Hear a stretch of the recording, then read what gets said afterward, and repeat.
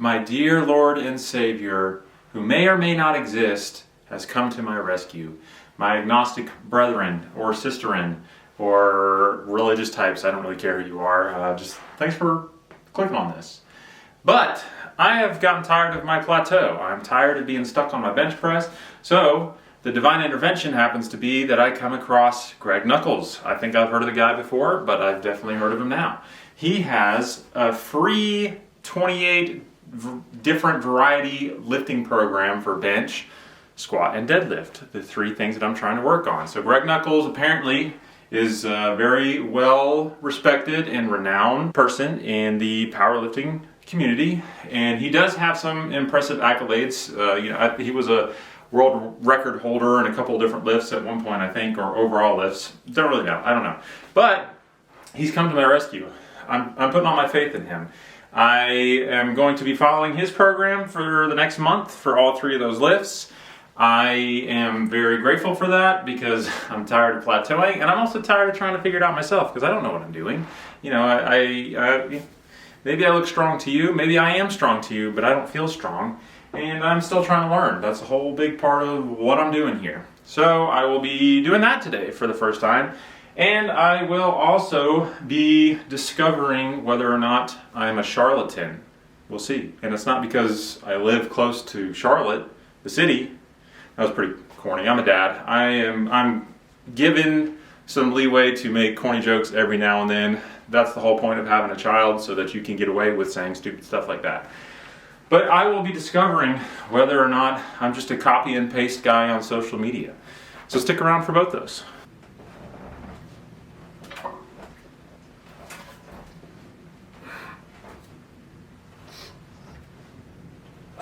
So we are starting off with 4 sets of 5 reps of the 80% of my 1 rep max. That is how we are starting off this thing. Who would have thought that if you want to get better or stronger at doing something, you just need to do more of that. So I will be doing significantly more bench press, squats, and deadlifts than I was before. I'm not really sure how long rest times are going to be or supposed to be, but I'm probably going to have them be around 2 minutes.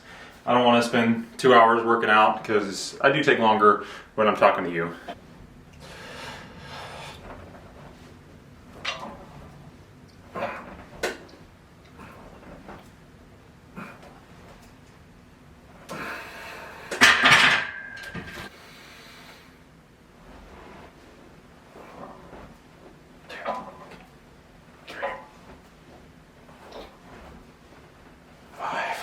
So, spoiler alert to the video here. Am I a charlatan? And the answer is yes, I am.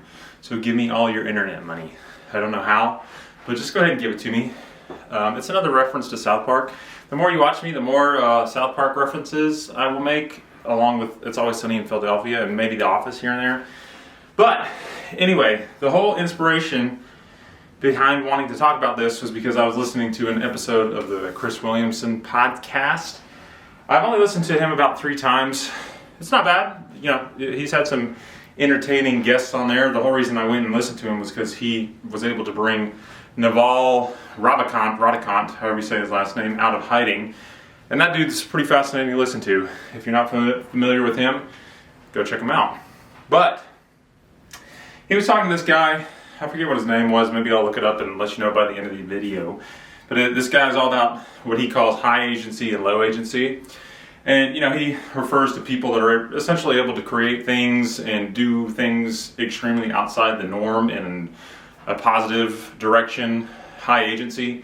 You know, he referred to the Wright brothers, the brothers that created airplanes, as the best example of high agency. So that's just kind of what that gives you in that regard. And then low agency people are just everybody else, essentially, the sheep, the ones that just kind of do what they're told and don't really think things through.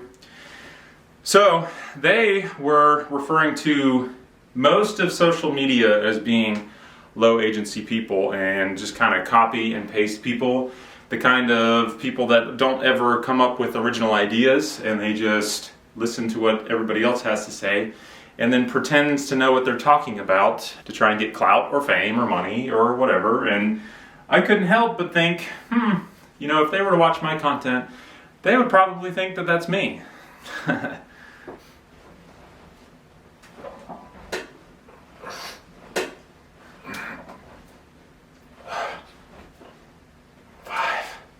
And one of my initial reactions to that was, well, they might actually have a point. That very well could be me. But around about the same time of that thought, I was also thinking, well, you guys, Chris Williamson and his guest, kind of sounded like they were sitting in their ivory tower and looking down at all the people that haven't been able to have successful careers, just sharing their opinions and thoughts like these guys have. Because how do they know that they've ever had an original thought? I don't know if I've ever had an original thought. I don't even know how you would be able to gather evidence to show whether or not you've had an original thought. Now, there is a distinction between an original thought and an original invention. And I guess it kind of means it kind of depends on what you mean between those two things, because I think lots of times we consider new inventions to be original thoughts, and obviously they should be considered that way, but to me, if you're technically thinking of what an original thought is, it's something that no one else has ever thought of before. And even the Wright brothers, obviously people had been considering whether or not we could fly at that point. And in fact, one of the things that Chris's guest strongly talks about is how many people thought at that time flying was impossible. And that was why the Wright brothers had so much high agency, because they were able to figure out everything that needed to be done to defy that. All right, I'm done with the 4 sets of 5 at 80%, and I accidentally did more around 70%. So now you're supposed to do 2 sets of 3 reps at 85%. So I do have the right weight on there this time.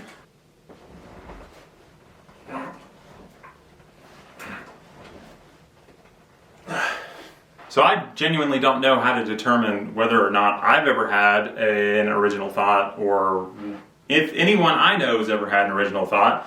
But for those guys to say what they said was very interesting to me, because first off, with Chris Williamson specifically, I think he's got over 900 podcast episodes. So he's obviously had the opportunity to speak to a lot of people, and a lot of really smart people, and a lot of people that have a wide variety of opinions. So anything that comes to him that might feel like an epiphany for him might not be. And that's a little bit tough to say, because an epiphany to me is more of like a feeling than anything else. But how does he know that that's not something that he hasn't just heard one of his guests say before? I feel very strongly that I had never had an original thought, just because, not that I can do the math on this, but statistically speaking, just based off the amount of people that are on the planet now, let alone all the people that have ever lived, I probably have never thought of something that nobody else has ever thought of before. But I just tend to assume that all my opinions and all of the things that I feel towards the world are things that I've just either consciously or subconsciously absorbed from just being, from just moving around and doing what every human does.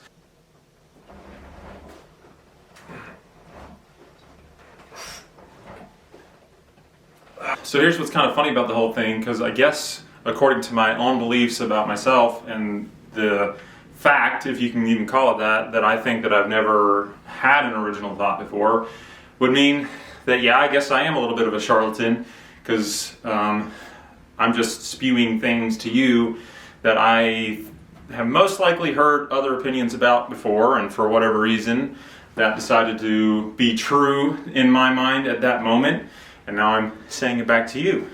So my counter to that is, like, who cares? Why does it matter?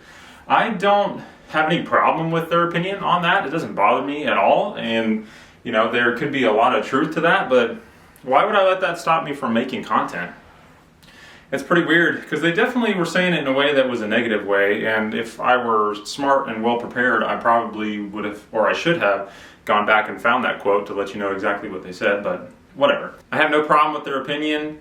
And the episode overall was an enjoyable hour-and-a-half listen. It was fun to hear their opinions and discussions on those things. But I think that's kind of missing the point on what a lot of social media is, and it's definitely what I'm aiming to do with my channel, which is essentially to be a discovery channel. And, you know, don't sue me, Discovery Channel, for the trademark or whatever you got on that. But it's self-discovery. I'm just trying to figure out how my brain works, and I'm trying to say that out loud with you, and that way you can feel free to agree with me or disagree. If on a scale of 1 to 10, 10 is an original thinker and 3 is where I am, then that doesn't mean that it's not beneficial for me to try and climb that ladder and try and get closer and closer to original thoughts, or even that it's not beneficial for people that might be like a 1 or 2 to hear what I have to say and just kind of look at my journey.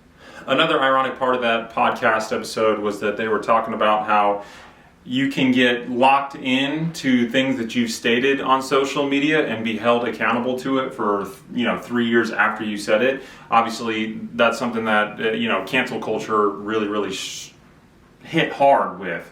And they were obviously saying, hey, where's the flexibility for people to change their minds and learn new things? So in their own sense, to me, they're just doing exactly what I'm doing, but in their mind, it seemed like that they think that they're having original thoughts and that someone like me is probably not having original thoughts. But all they're doing is going through a journey of self-discovery like I'm trying to do too. So I just thought it was funny. It was a little bit or a lot of it of the pot calling the kettle black to me. There's so many people out there, and there's so many people that have accomplished some really amazing things that it's really hard to go through life without copying somebody in something. What if your dream's to open a restaurant? Obviously, people have opened up very successful restaurants before, so what are you supposed to do? Just not go open a restaurant, or are you supposed to wait until you discover what the most unique restaurant that's ever existed is?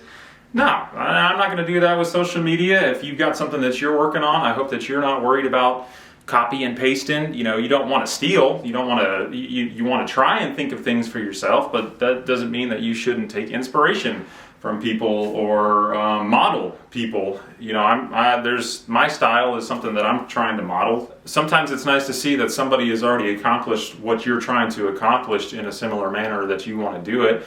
It can be all the difference with you actually achieving what you want to achieve. All right, for this portion of the workout is supposed to be 4 sets of 8 reps of your choice of tricep extensions. So I'm just going to do my good old incline tricep extensions. That's what I like to do.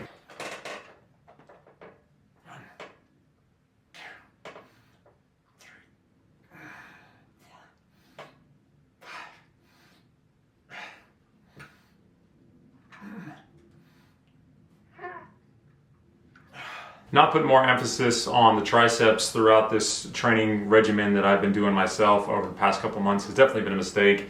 Obviously, it makes sense that you should be working the triceps, because once you get to a certain point, your triceps are doing a whole lot of that pushing work. So again, I'm glad that I'm following a program, and a program of somebody who knows what the hell they're talking about. So again, back to the question of whether or not I'm a charlatan. I honestly don't know. I really don't, but I don't care, because I don't feel like I am, and I'm not trying to be. I'm just trying to do the best that I can. 1, 2, 3, 4, 5.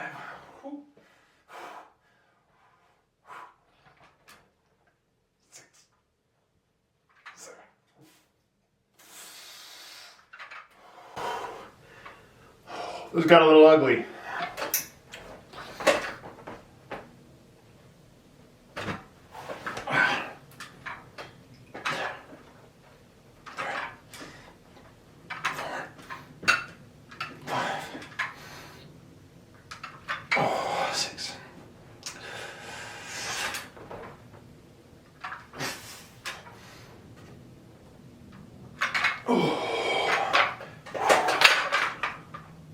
Those are getting heavy. If you are someone that's considering of doing something on social media or just something that's putting yourself out there, I will be that cliche guy and just highly encourage you to do it. I have been making these videos for about 3 months now, and it's been a lot of fun. I only have a few subscribers. But what's really cool that I haven't really heard people talk about that I've discovered with a super duper teeny tiny small YouTube channel is how encouraging people are. You know, I've gotten nothing but nice, positive, encouraging comments. So the haters tend to pop out, I guess, once you reach a certain amount of popularity. But it's nice. There's really a lot of nice people out there. But don't let fear of what other people think hold you back from trying to do something, and just go have fun with it. You know, I enjoy this because I'm trying to do something that I do enjoy in terms of the content that I'm creating. You know, the goal obviously, or one of the goals is to make this financially successful, but not at the cost of slaving away at it or not enjoying it. So if you can find something that you enjoy, putting yourself out there, who cares what people think, just go do it and have fun with it. You'll feel better. It's helped me have a sense of purpose. Not necessarily that I was lacking purpose, but doing this has been something to look forward to more on a daily basis or weekly basis. All right, now we are moving on to DB presses. This is supposed to be 4 sets of 8 as well. It's been a really long time since I've done these, so I have no idea if this is the right weight or not. So let's find out. Hopefully I don't get hurt. 3,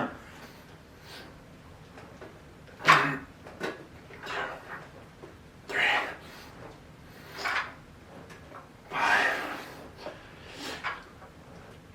7, 8. Does feel weird. The lack of stability with that is good. Another point about making your own content or social media that I don't really hear people talk about very often, and it's probably just because the algorithm god doesn't deem me worthy of hearing these things. I don't know. Someone out there, I'm sure, is talking about it. I know I've heard someone talk about it before, so this is not an original thought, but it's something I definitely agree with. And regardless of what kind of success you're having with your channel or content or writing or whatever that you're doing to put yourself out there, if you at all value integrity, then when you're saying your opinions and putting things out there, no, you don't want to lock yourself into something because we are growing and changing, but it is nice to put what you feel and what you believe out there because it holds you to a higher standard if you believe and value integrity. So, because I want to try and help people and hopefully get to a point where I'm teaching people, I have to hold myself to a standard on YouTube where I'm pushing myself to learn and explore new thoughts and voice my opinions. So that way, you know, at the very least I can see if they sound good when I'm, you know, running them through my head or if I'm saying them out loud. And hopefully I get to the point where there's enough people interacting with me where I get to hear all the opinions of people online. So there's a lot of value in that, of just putting yourself and your thoughts out there with the intent of holding yourself accountable. 1, 2, 3, 4, 5, 6, 7, 8. As cheesy as this sounds in my mind, this is a self-improvement channel. You know, I'm looking to improve with my fitness, I'm looking to improve my mindset, which both ultimately transfer into real world benefits. And you can't improve without challenging yourself. You can't get stronger in the gym without lifting heavier weight or doing more reps. Same thing if you're trying to improve your mental state or just trying to find more happiness or peace in life. You're not going to find those things unless you do hard, challenging things and hold yourself accountable to trying to do those things. And there are plenty of challenges with putting yourself out there. Like I said, I've been fortunate enough to not have to come across any negative comments or anything yet. And if you happen to be the first one to do that, then thank you for the feedback. You know, if it's honest, I'm willing to hear it. But I am actually looking forward to the negative comments too, because that's another way to challenge myself. You know, am I going to be able to just read it and brush it off? Or is it something that's going to sit for me for way longer than it should? Either way, it presents an opportunity to be able to work on that. And the next time that negative comment comes up, then maybe you move on 10% faster. That's the whole point of it. Self-improvement is just a form of getting rid of more of the negativity and having more of the positivity in your life.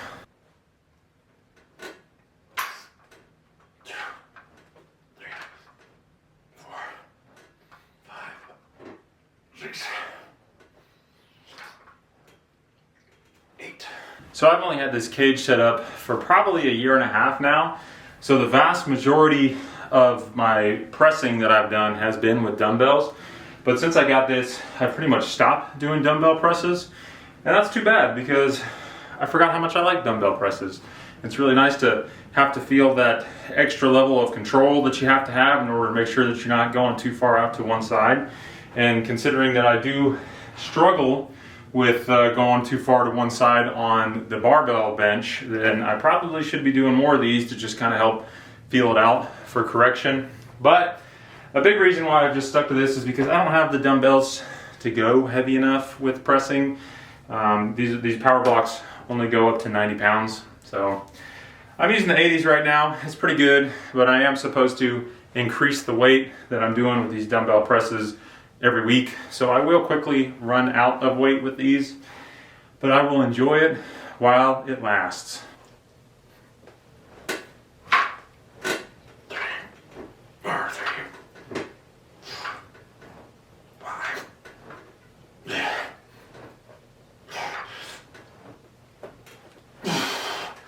It's really nice with dumbbells to be able to kind of get a little bit wider and turn those hands out a little bit at the bottom too, to get a little bit more of that stretch on the chest, and then to come back up, bring it a little bit closer.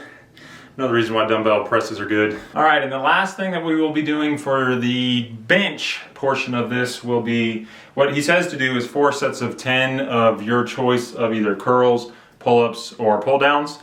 So what I'm gonna do is chin-ups. So that way I can work the biceps and the back at the same time.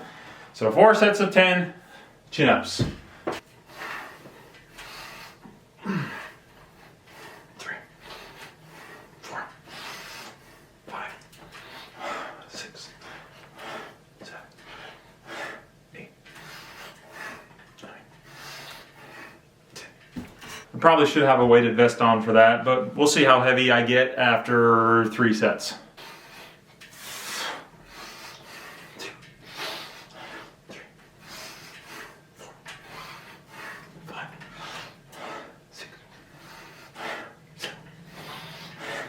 8.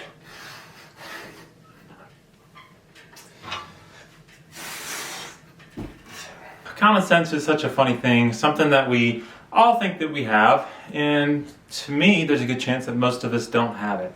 Myself, for example, while trying to get over this bench press plateau that I've had for about a month now, I was thinking, oh, we'll just do more bench press stuff. Well, bench press is not just working the chest. It's working the triceps, it's working the lats and the back. So I definitely have been neglecting those areas in trying to strengthen my bench press.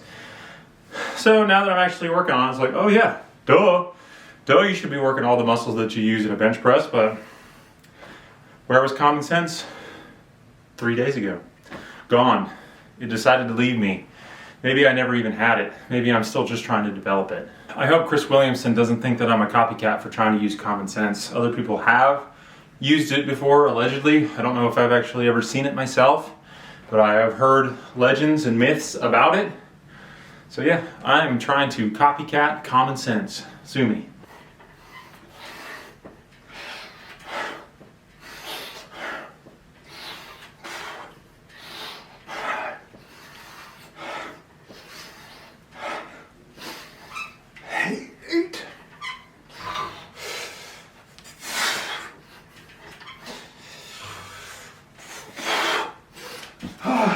And as I expected, I'm feeling pretty heavy after 3 sets. Good thing I didn't put the weighted vest on. I hope that I haven't sounded like I'm hating on Chris Williamson at any point throughout this video. You know, I'm doing what's really easy to do on social media, which is to take one sentence or one paragraph that somebody said and just nitpick it and hammer it home. I just thought it was an interesting idea. And again, something that I kind of agree with. Ultimately, I think he seems like a nice guy to me. I think he probably does provide a lot of value in people's lives, and you know, he seems like he is ultimately just trying to bring people up. So I'm just having fun with what he said.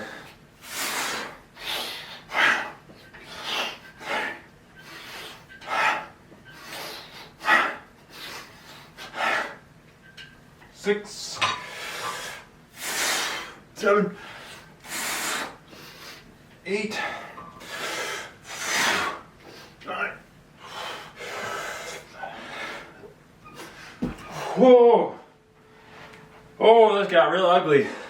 I get way too fixated on trying to hit the number as opposed to using good form throughout, but I don't care.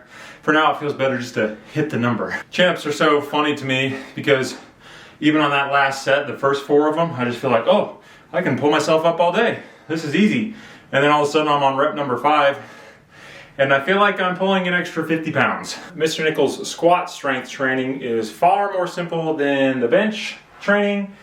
I'm just doing 5 sets of 5 with 80% of my 1 rep max.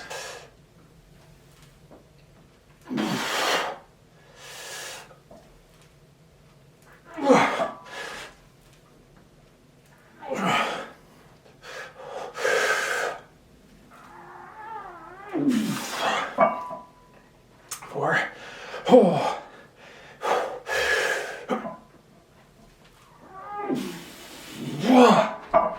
I did already do 1 set of those, so that was set number 2. Sets number 3, 4, and 5 are not going to be easy. Okay, the rest of my sets are actually going to be done off of camera because my wife and kid just got home, so the dog is going to go crazy any second now. Just remember, who cares what people think? If you got something that scares you, run towards it. Go start that YouTube video. Go start writing. Go do something. It'll make you feel better. It'll make you feel like you're accomplishing something. And just do it with the intent of trying to improve your life and other people's life. And just do the best that you can. Just don't steal. See ya.